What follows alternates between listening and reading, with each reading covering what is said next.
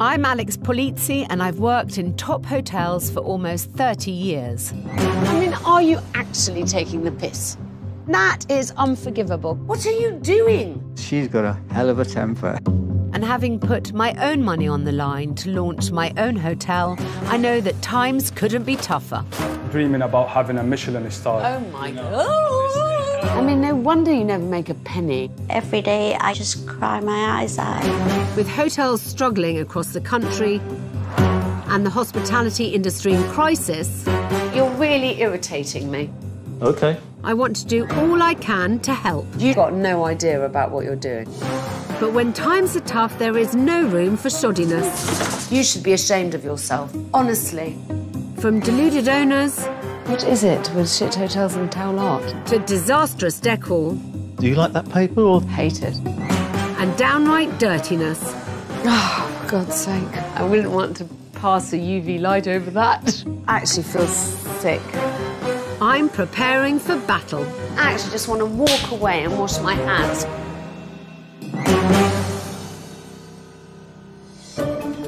This time... It's such a trip. I mean, what exactly...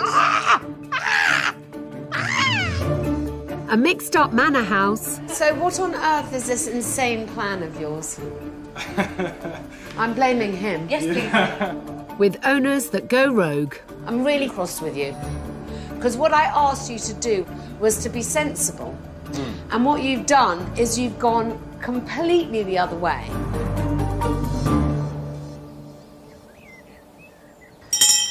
Service, please.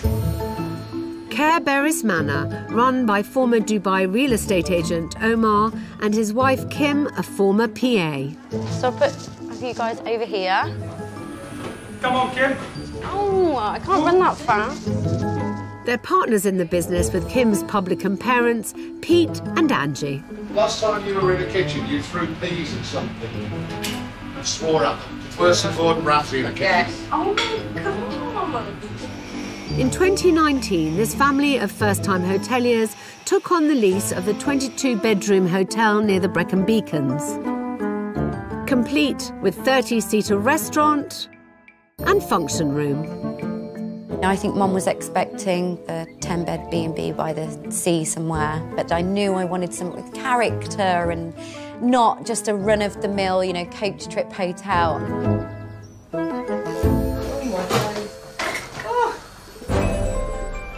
Despite their inexperience in the hotel industry, the family have grand ambitions for their business. We're planning to be the landmark of Mid Wales. We dream about that.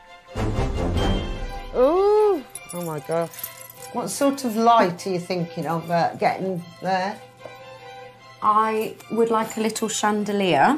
In a bathroom? Yes. We came up with this kind of tagline of affordable luxury. Yeah. So we're essentially trying to give people a 5-star experience with a 3-star hotel. I'm not a chef. I like cooking. I watch YouTube videos. My dream is always to have like a Michelin star restaurant. Look at the state of that. It's all burnt. I want like 5 of these hotels. I want like a chain of manor houses. I'm definitely a bit of a dreamer. But with the hospitality industry suffering from record staffing shortages post-pandemic, their dreams have become a nightmare. Well, we have no chefs left. We've lost quite a few of the waiting on team too. The hotel is running on a skeleton crew of just 10 employees, piling pressure on the inexperienced family. We're going to spend time together as a family. We're working all the time. It's quite hard, really hard. And with overheads of £70,000 to hit each month, the workload required to make enough money has them run ragged. Stacey, can I have 2 espresso, please? Double, please, yeah? For God's sake. Going to end up in hospital if he keeps drinking those. My 60-year-old mother is like, her back is breaking. My dad's like, I've never seen him stressed. Has been like, his steam coming out of his ears. Oh, if I said we're working 24 hours a day, I wouldn't be far wrong sometimes. We are. Okay. With only 3 months until millions of tourists flock to the beacons for a new summer season, they're questioning how much more they can take. Yeah, I could probably do another year as we were. That would drain us severely. With the family heavily invested in the business, it's essential they find a way to make it work. Everything we had in life, we saved. We just put everything. But in essentially, we can't afford to fail. Yeah. Let's be realistic. We are in a big problem. I don't sleep in the night. And at some point, one of us is going to go, I'm sorry, I can't. So it's all or nothing, you know?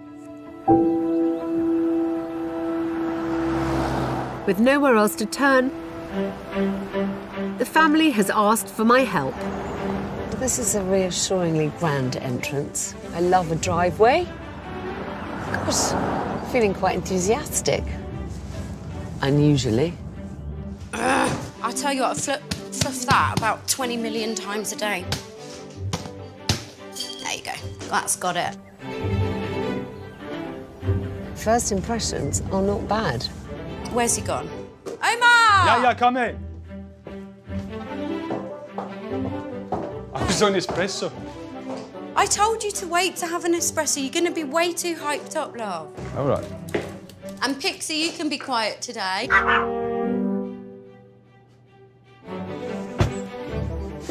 Well, it's a good-looking building.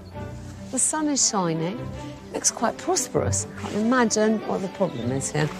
You nervous? It's like waiting for a teacher to tell you off, you Yeah. know.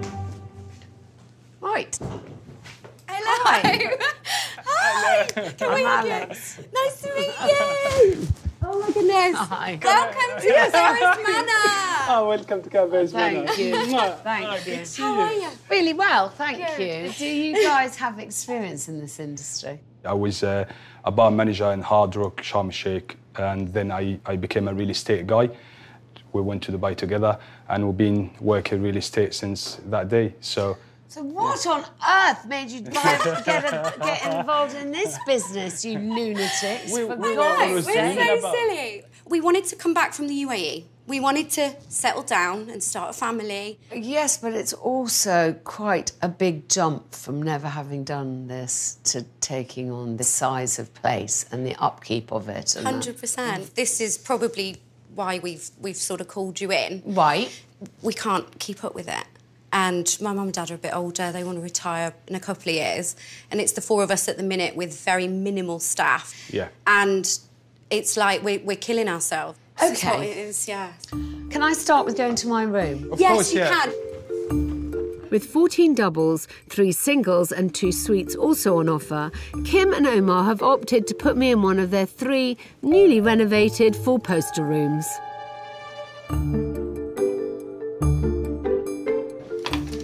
Here we are, after Thanks, you. darling. This is very pleasant.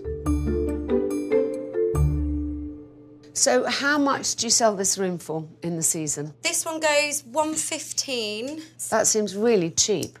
We sort of got the tagline affordable luxury. God, you're a Middle of bullshit the road. artist in the making. What is that? I don't know. I love Middle it. of the road, You you know. lunatic, I love it. But I don't know. I just want to be able to sell all the rooms every night. I will just settle myself in and then I'll come back and find you. Sure. Yes, Shout do. down Thank if you you're so done. Thank you. Enjoy Thanks. it. Thank you. It seems my initial optimism may have been misplaced. I have to say, I'm not a fan. It's a bit twee for me. I suppose the immediate alarm bells are the fact that they want to start a family, apparently, and the parents want to retire, apparently. How's that all gonna work? The more I look around, the more I'm not a huge fan of the rabbit theming is starting to get on my tits a bit. Oh, surely not rabbit mugs too. No, I don't like that. It's a really funny mixture of their taste overlaying a much more traditional style. Having a clear identity is key to a hotel's success. But what I've seen so far poses plenty of questions about what this business is all about. I'm hoping for something more coherent in the reception rooms. OK, well, this is all pretty conventional, kind of old country-style-y house. This, on the other hand, not so much. What a weird combo. I mean...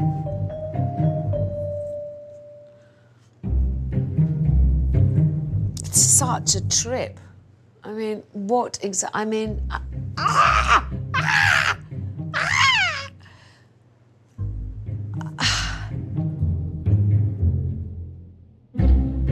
It's gone from confused to completely crazy, and I think the effects might be rubbing off on me. I don't want to look at the ceiling because it offends me so enormously. I'm afraid I might go stark staring bonkers. I don't know. I don't even know how to describe what they're doing because I've never done it. Just want you to know I'm a broad-minded woman, but I draw the line at this.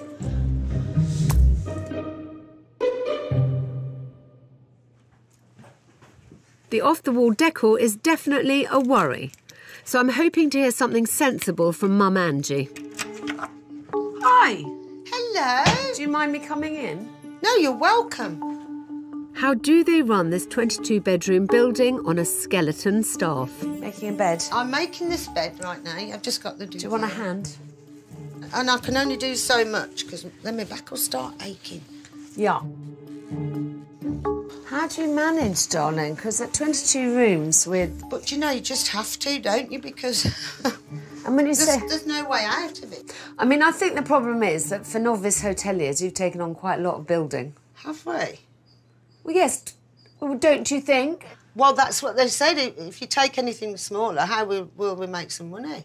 Well, are you making money now? I haven't got a clue. Oh, please, God in heaven. Spare me. I mean, honestly... Do you really not know? No. But you're not interested, darling? No. I know. I don't have much patience with that because, you know, this isn't a game. You know, I just understand that it's quite complicated and there's a lot of, you know, they want to start a family and you want to go and semi-retire and you've got 22 bedrooms and their stuff. I know. How is it all supposed to hang? I don't quite understand how it all hangs together. No, neither do I, to be honest. OK, I'll go find Pete. OK, then. Having a handle on the finances is vital for any hotelier. The fact that this family seems so willing to let it pass them by is a big worry. I'm already feeling grumpy and I've only been here an hour or two. It's just... they're all just dicking about, feels like, frankly. Swearing before lunchtime. It's not a good sign.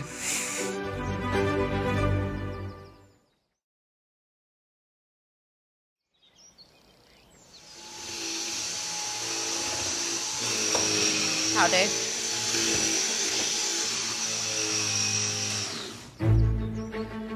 Caer Beris Manor in mid-Wales is in a mess.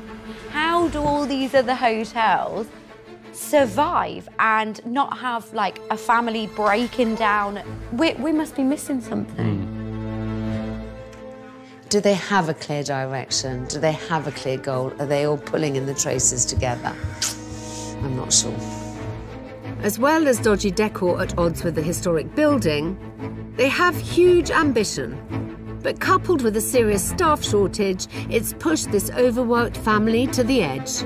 Now I need to turn my attention to the numbers. Hello. Hi. And I'm hoping Dad Pete can give me the lowdown on the Manor's bottom line. Did you make money last season? We did make money last season.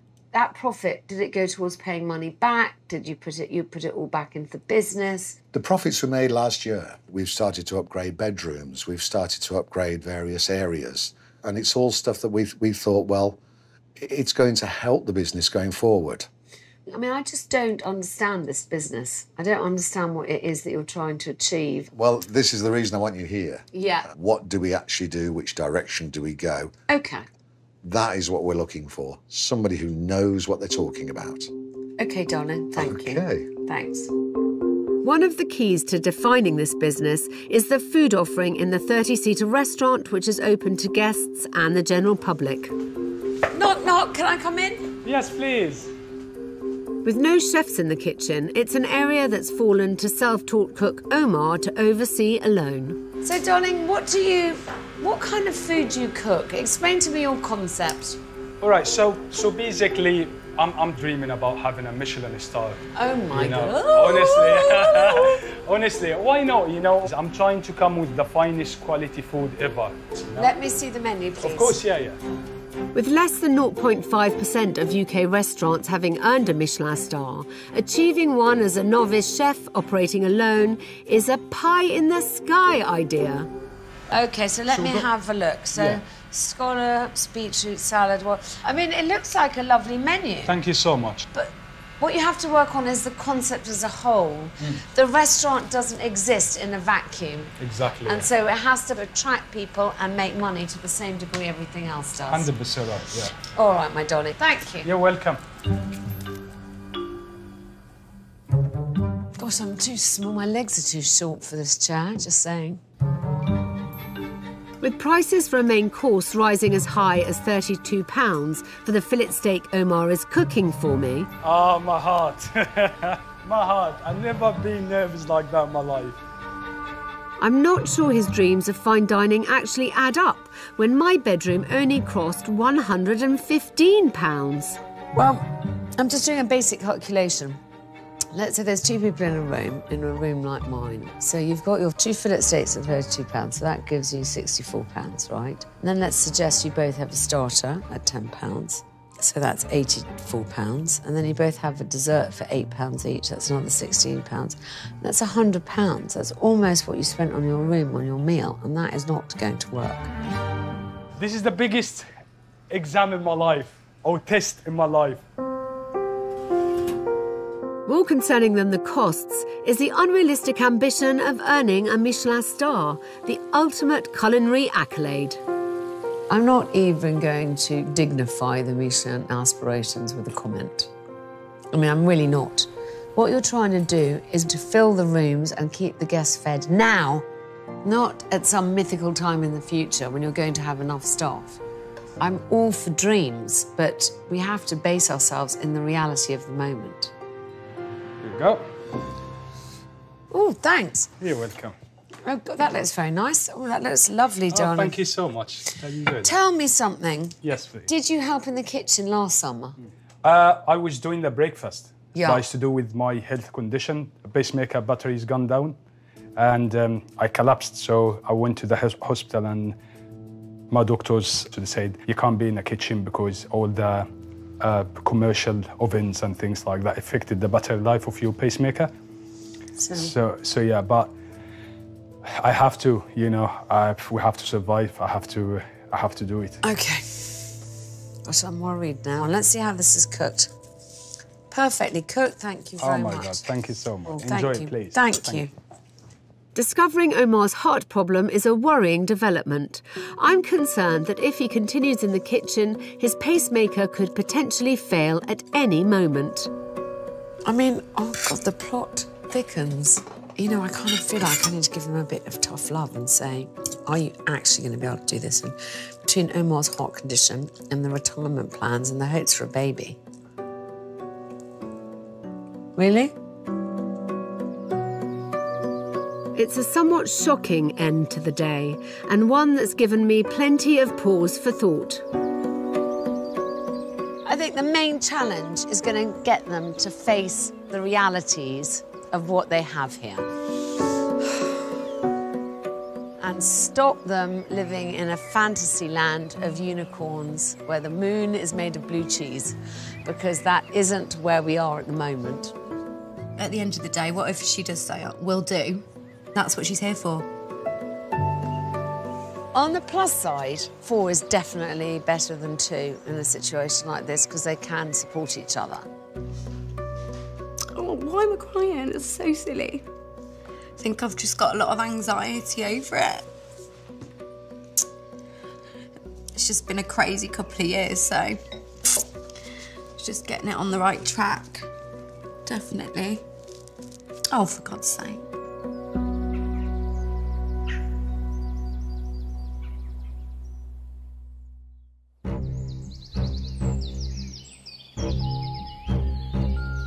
My first day at the manor left me with plenty to chew on overnight. Can you give me chives, please, though? Chives? Yeah.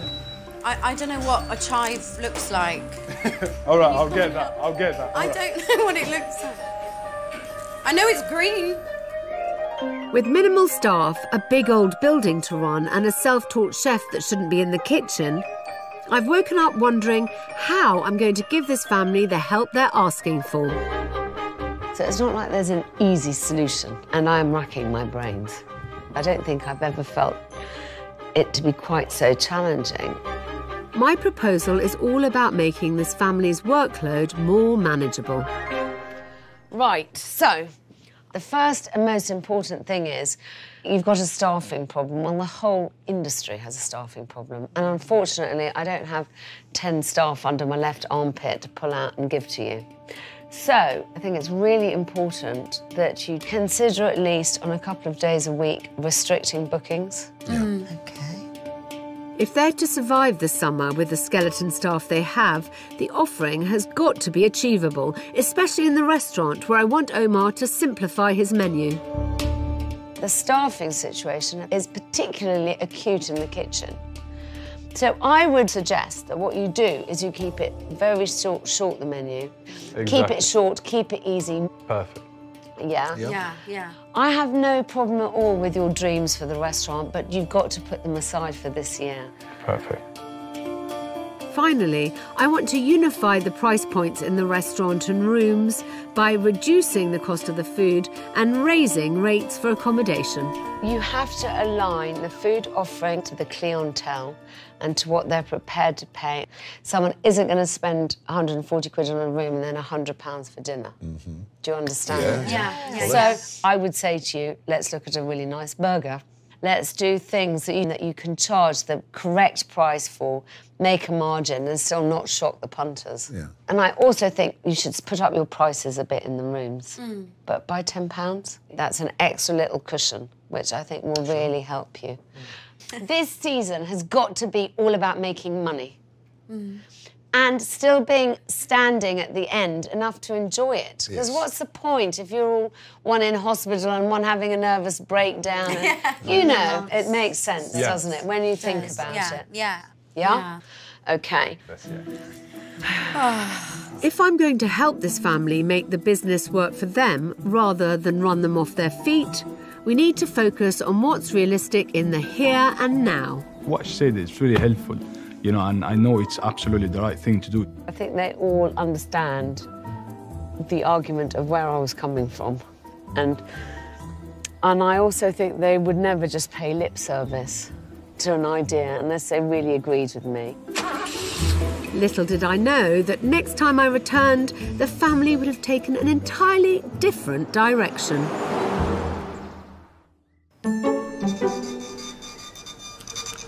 3 full poached eggs, 1 full scrambled, 1 full fried and 1 full poached eggs.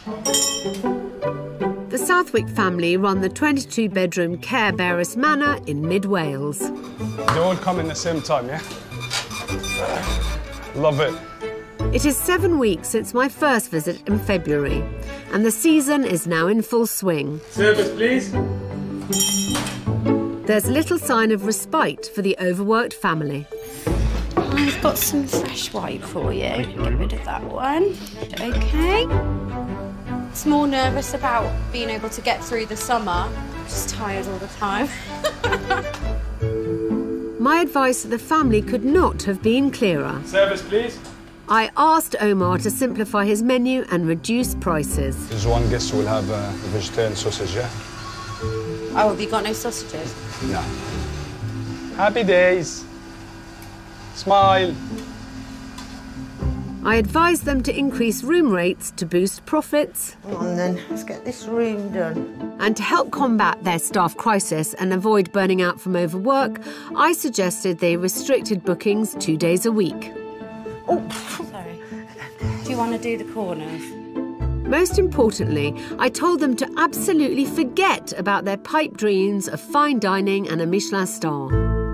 We've kind of made a big decision, and we haven't made a snap decision, but we did make it very quickly. We found this amazing head chef.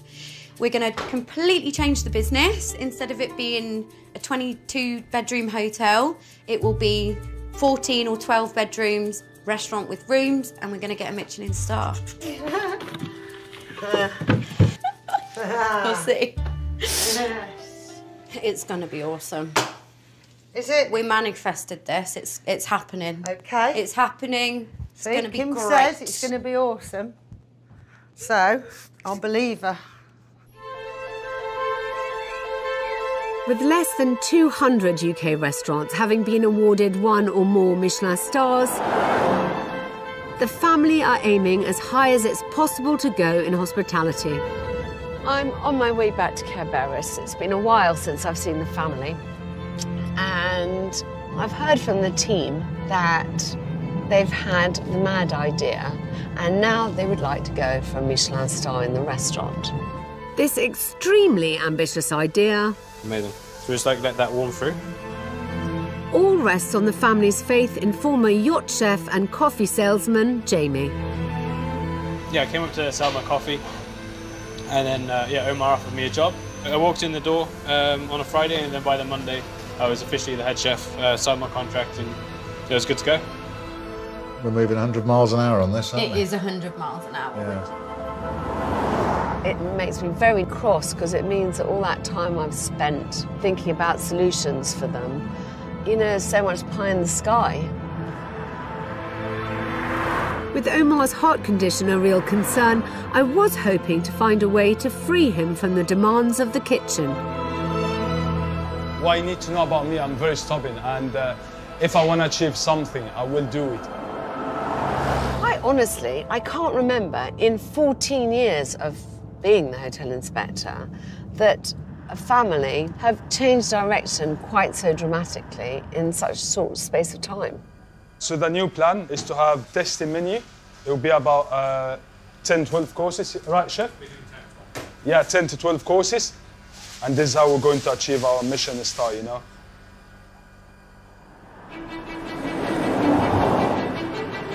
Given the challenges the family are already facing, it's a choice I'm struggling to understand. The reason I think this is a mad idea is because I know the blood, sweat and tears that goes into creating a Michelin-starred restaurant. And they were already moaning about how hard it was to run a busy hotel. I think Alex is going to be in for a surprise because obviously she left us in one way and she's coming back to something completely different.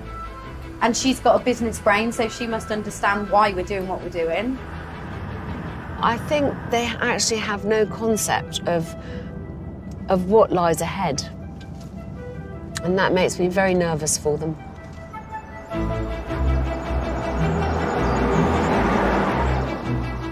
Last time I was here, I thought we had agreed on the way forward. But if the family doesn't want to take my advice, I at least need to understand what on earth they are thinking. Hello. Hello. Hi. How are you? Good. Welcome back. Thanks, darling. Oh, I hear there's a major change of direction. Yeah. So what we're looking to do is go from the 22 bedrooms that we've got that we still can't keep up with. Because the staffing is still complicated. Because of the staffing, yeah. And chop it down to about 14 bedrooms and make this more of a destination dining location. Right. So my initial reaction, for what it's worth, is shock and horror. Okay. I thought you might be absolute, horrified. because I think you've got no idea about what you're doing. Okay. I mean, I have to be honest. Sure. I think our sort of headspace was same amount of staff that we've got now, but less work for us, more money. Do you know what I mean? I don't think it's right, though, because actually you always make more money on rooms than you ever do on food. And I think that is an absolute rule. And then you're still very dependent on staffing in the area where it's most difficult to get it, actually, which is the kitchen. But it sounds like there's a lot to unpick. There is. Why don't we go and talk to Omar? Okay, yeah, let's find him. He'll be in the kitchen, no doubt. With fine dining typically operating on low profit margins and high staff quotas, I'm struggling to understand the argument for this new vision. My patience with this family's flights of fantasy is starting to wear thin. Hi, darling. So what on earth is this insane plan of yours? I'm blaming him. Yes, please. I'm hiding. You know what? It's, as I told you before, I'm aiming to have a Michelin star, and I was looking for the right person. But has this man got a track record in Michelin? Oh yeah, 100%. He's absolutely know what it takes, and this is the thing. It's. I don't know how he knows what it takes, darling, because I've looked at his CV, and what he has done is exactly 4 fucking weeks in Michelin-starred restaurants. That does not a Michelin chef make. And actually, I'm cross with you. I'm really fucking cross with you. Because what I asked you to do when I left was to be sensible. And what you've done is you've gone completely the other way. But what I'm saying is, what you said about the head chef... I've got nothing against him, I know. by the way. But I mean, I know. I'm sure he's a really good chef. He's a brilliant chef because CVs can't tell everything. And what I'm saying is, it's a chance. And I felt it from my heart that this is going to happen. Darling, I know, but I thought the idea was to try and work less. I thought the idea was to try and get you out of the kitchen. Are you all right? For him, yeah, I am. I'm just overwhelmed trying to get across what it is that's in our minds. Okay, so can I just be absolutely clear about how you think ultimately you want it to run? So? Yeah, so dinner, bed and breakfast package for a couple starting from $350. So you've got your 2 people, 12 quarter days, so your breakfast and your room for that price. So you are going to give this tasting menu for 2 people and a room and breakfast for $350, that's for 2 people. I'm absolutely fascinated how you've costed this out. I mean, I really am. It probably cost me about £110 per couple. I don't believe you. Darling, if you can make 50% profit on 300 and whatever pounds, I will eat my own knickers. I mean, I actually... Have a look for me then. But I just think that you're doing this in a very naive, slightly foolish manner. And I'm sure that it's a mistake. But when you came and I was honest with you, you asked me that, and you said to me, Omar, what you are trying to achieve? I told you Michelin star from day one. But I thought you were joking, like a Michelin star. It's like I'd say, you know, well, I don't know, I'd like to walk on the moon. It's nothing impossible. Like dream, why not? If I don't achieve it, what's the problem? Yeah. Yeah. Okay.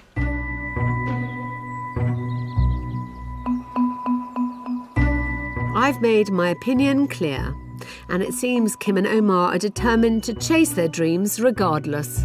My initial reaction is that I just want to go and lie in a darkened room and scream into a pillow, because I just think it's all quite unrealistic. As we see at the moment, the figures that we have got, it's going to make us a lot of money, and for half the work, you know, so it's a no-brainer for us. I'm afraid I'm really struggling to see the vision.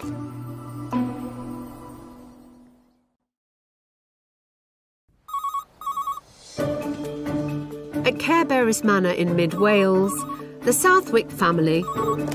Good afternoon, Caer Beris Manor. ...has chosen to ignore all my advice... Bear with me, I shall just have a look at my calendar now. ...and instead shoot for a Michelin star.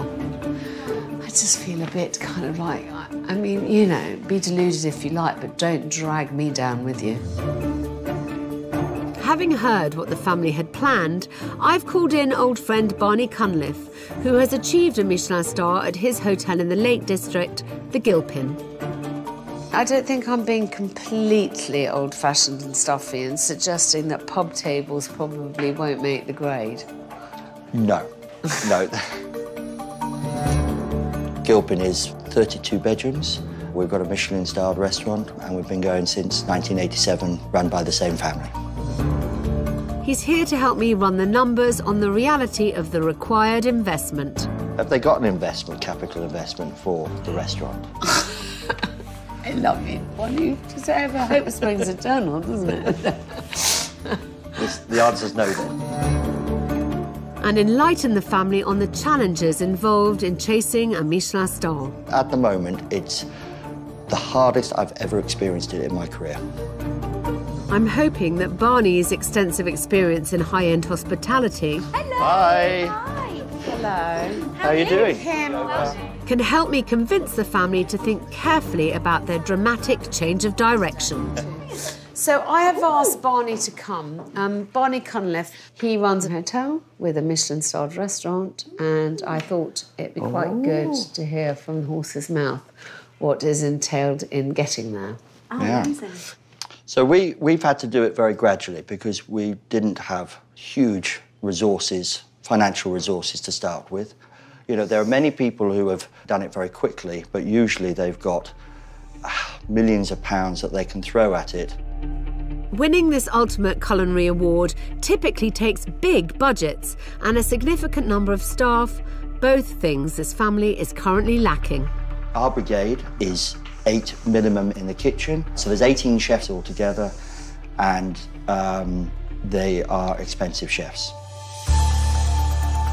With top talent demanding six-figure salaries, overheads are enormous and profits don't necessarily follow. Barney, what kind of gross profit margin do you think you make from your food, from your Michelin-starred restaurant? The chef will probably kill me for this, but it's none. All right? And it's full every single night. The bedrooms have a profit margin of 90%.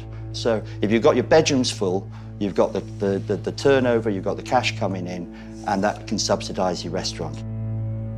I mean, I mentioned to Alex, we've got the 22 rooms, but we can't sell them because we haven't got enough staff to turn them over. But I also think that you've paid for a 22-bedroom hotel to only use 14 rooms is crazy. I want to hear something. I want to hear something positive in the same time because all I hear is you can't do this. This is wrong. It hurt me a little bit, you know, because I brought a lot of effort and I believe in what I'm doing. I believe of all of us working hard and. Darling, you've had a hotel for 2.5 years during COVID. Yeah, I know. I mean, you just don't get cross because actually what we are trying to do is not always be negative. We are being realistic. It's called realism. You are very exposed, and if you go down the fine dining route, everything has got to be matched in parallel with that. Your bedrooms, your reception, your grounds, everything. All that you're going to do is bring people in with high expectations, and they're going to be disappointed and tear you apart on social media, and that is, you know, that can affect your business really badly. The only way to understand if this ambition is actually affordable So this glass is on.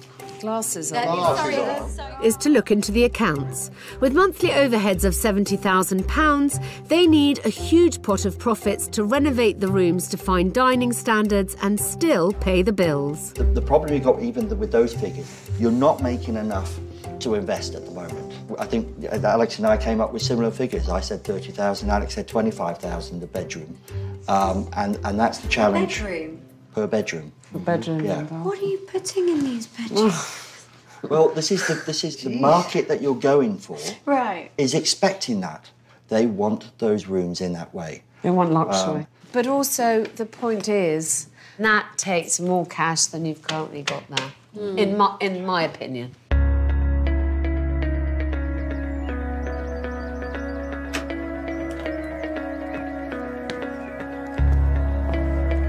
It's clear to me that this is all too much, too soon for this business.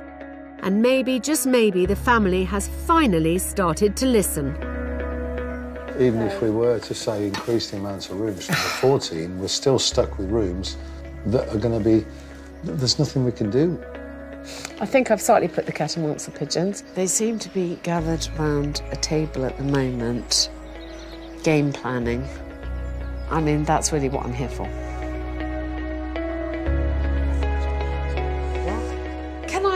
and sit down? Am I wanted? Am I needed? Am I useful? Thank you. Very much so.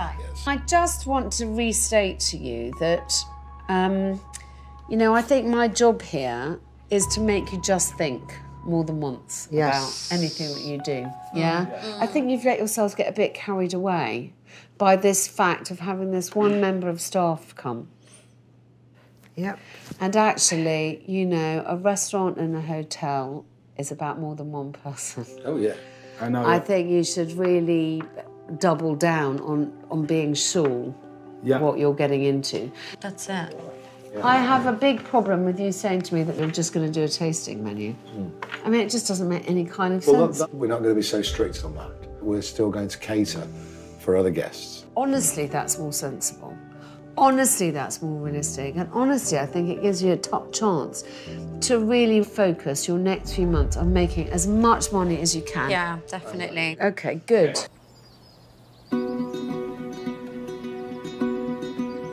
A breakthrough at last. Instead of going all guns blazing by immediately introducing a 12-course tasting menu, I think what you've got to look at is it's going to be more of a boutique hotel rather than a Savoy. Super luxury, the family have opted to tone down their ambitions and take their time transitioning to full-on fine dining. So, I think we've kind of got to a good place at the end of today. I reckon. Yeah. We've agreed that you want to do fine dining, but it's a journey, not a destination, as they say. And I think what you have to do really consciously now is every decision you make, don't leap feet first. Really analyse, because I think that way you will ultimately get to the right decision. It's such a pleasure. Makes sense, Alex. Thank you so much. When I first arrived, I found a family with big dreams, and I'm not sure that has changed. Take care. Thank you. Bye. Thank you. Right, back to work, guys. I just hope for their own sakes they've learnt to be more realistic about how they achieve them. Kudos to Alex, because we did a massive 180 from her first visit to now. And she's come in and she's sort of adjusted her guide for us and made it work with what we want to do. So it's just invaluable. I am really hopeful that the decisions they've made are going to work for them. I do wish them all the best. I got a note on my phone when we achieved the Michelin star, and Alex Polizzi, she's on top of my list, honestly. To invite her to our way to come and celebrate, that was us, you know. And I hope she accepts the invitation, you know. And Alex is checking out another hotel next Thursday at 9. If you're interested in your business appearing in the next series of The Hotel Inspector, go to channel5.com/takepart for more details. It's all change at the captain's table and guests are demanding rockstar hangover cures as the cruise continues brand new Sunday at 9. Next tonight, Ben Fodel, new live.